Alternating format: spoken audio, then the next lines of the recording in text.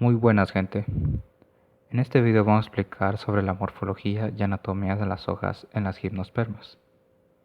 Mis compañeros y yo vamos a explicar lo que son la anatomía, las funciones y las divisiones que poseen las gimnospermas sobre las variantes de sus hojas.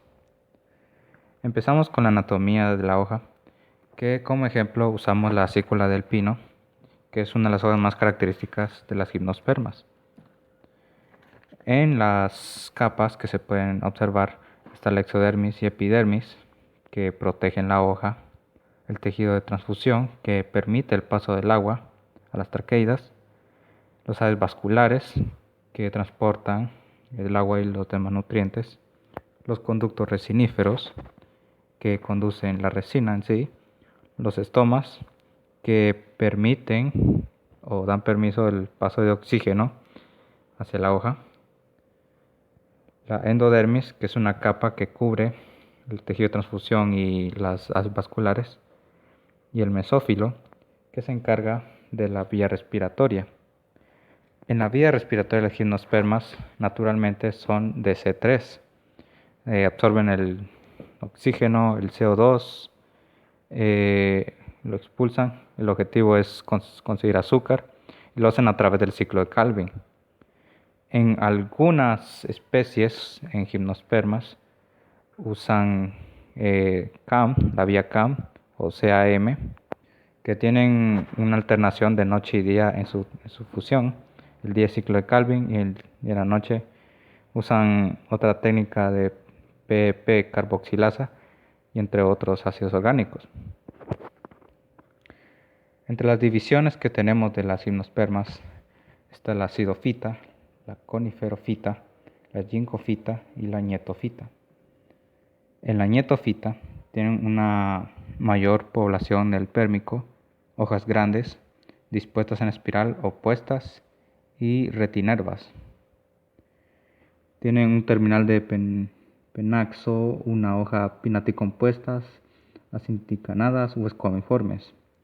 Las especies con as en su mayoría tienen un as oscuro y el en verde pálido, y poseen hojas especializadas como los esporófilos. La división Ginkgofita se conoce como el grupo más antiguo de las gimnospermas. Solo se conoce una especie nativa de China, el Ginkgo biloba. Es una planta considerada fósil viviente, ya que es la única especie sobreviviente. El ginkgo es un árbol de gran altura al alcanzar de 20 a 35 metros. Sus hojas son planas y en forma de abanico con nervadura dicotómica. Las nacidas en los brotes largos suelen presentar muescas o lóbulos, recorridas longitudinalmente por numerosos nervios y se dividen de manera dicotómica. Esta característica es única del ginkgo. Crecen dispuestas de forma espaciada y espiralada en los macroblastos cerca de las puntas. El peciolo presenta dos haces de tejido conductor que se dividen en la parte superior del mismo y también en el limbo, según un modo dicotómico. Las hojas jóvenes tienen abundantes tricomas que se limitan a la base del peciolo con el envejecimiento de las hojas. En la sección transversal, las células epidérmicas aparecen varias caras y todas ellas son iguales entre sí, y desde arriba parece ser ligeramente ondulado. Con la parte superior aparecen las células más grandes. Los muros exteriores de las células epidérmicas se cubren con una capa más o menos fina de la cutícula. Una de las divisiones de las gimnospermas son las cicadofitas. Estas aparecieron en el Pérmico, aunque tuvieron su mayor población en el Jurásico. En la actualidad cuentan con 10 géneros. Estas en la mayoría de especies presentan hojas opuestas en forma de verticilo, ya sean pinnadas, es decir, en forma de peine, o bipinnadas.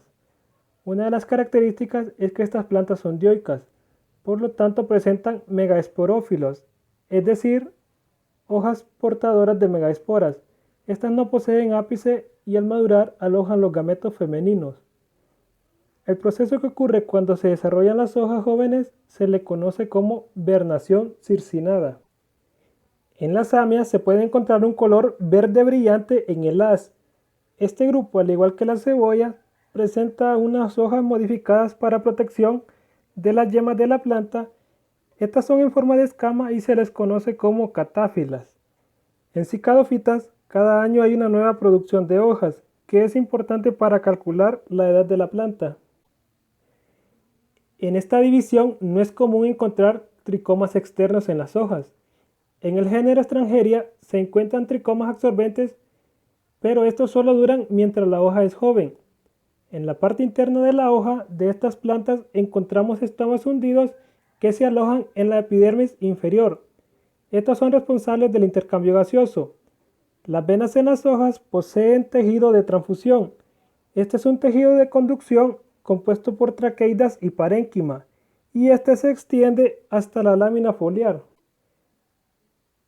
Este tejido es separado por una gruesa capa de células llamada endodermis. La epidermis está provista por una cutícula gruesa para protección. El mesófilo puede ser en empalizada o lagunar. Entre estas dos estructuras hay una o dos capas de hipodermis. En esta división, así como en otras gimnospermas, es común el metabolismo vía C3. Una de las divisiones de las gimnospermas es Coniferofita. Estas se encuentran en regiones húmedas y moderadamente frías. Sus hojas aciculares, representados por dos acecillos con xilema hacia la cara axial y floema hacia abajo.